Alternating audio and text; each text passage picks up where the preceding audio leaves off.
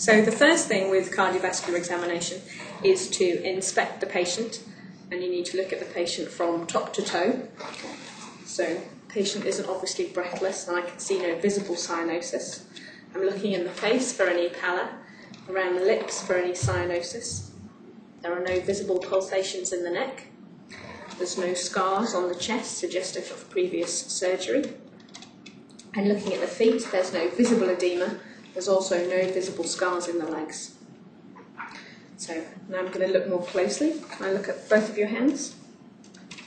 Right. The hands are warm and well perfused. There's no peripheral cyanosis. Turn over from.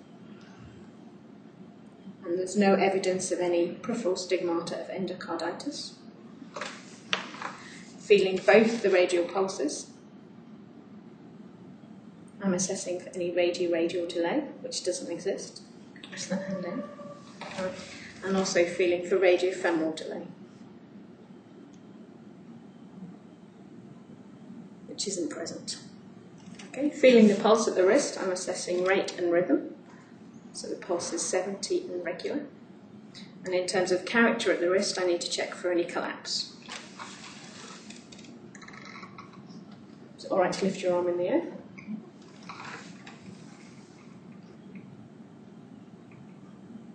And that's normal.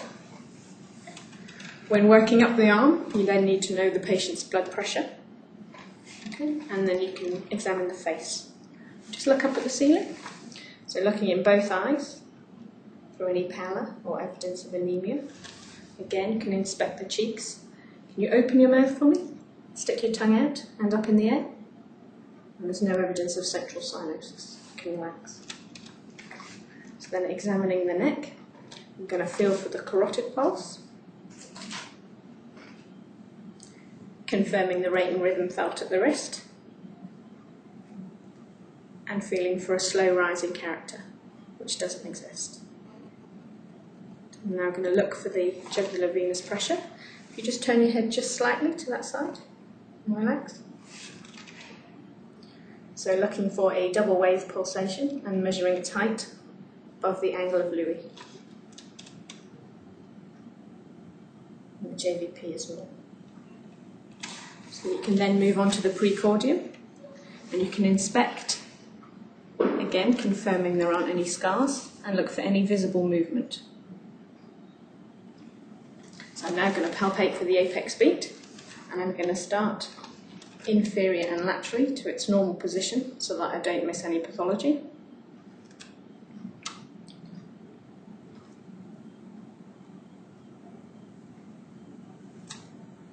And I can locate it and confirm its position.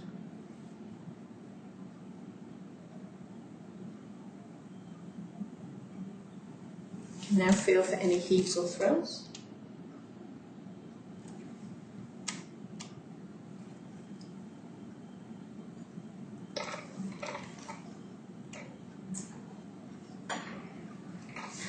And I can now move on to auscultation.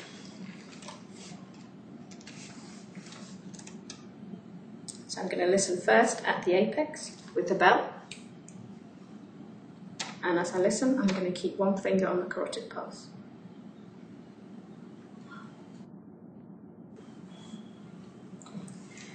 Can you turn onto your left side for me? Right, so I'm now listening for mitral stenosis. So I'm bringing the heart closer to the chest wall. Again, listening at the apex with the bell.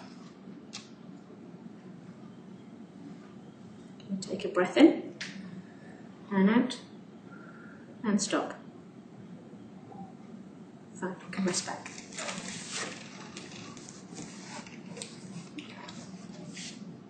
So I then move back to the mitral area at the apex and listen with the diaphragm, listening for any murmurs and checking for radiation in the axilla.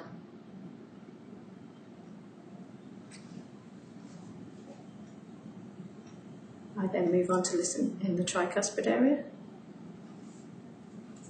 the pulmonary area, and the aortic area.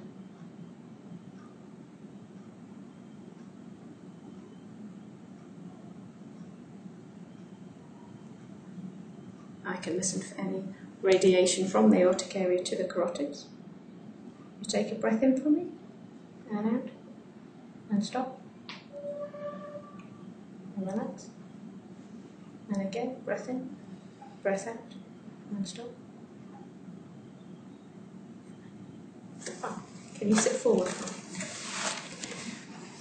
So I'm now going to listen for aortic regurgitation, which is a diastolic murmur, which radiates to the left sternal edge. You take a breath in, and out, and stop.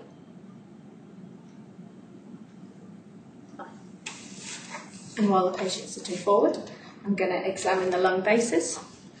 Can you take a breath in, and out, and again, and out.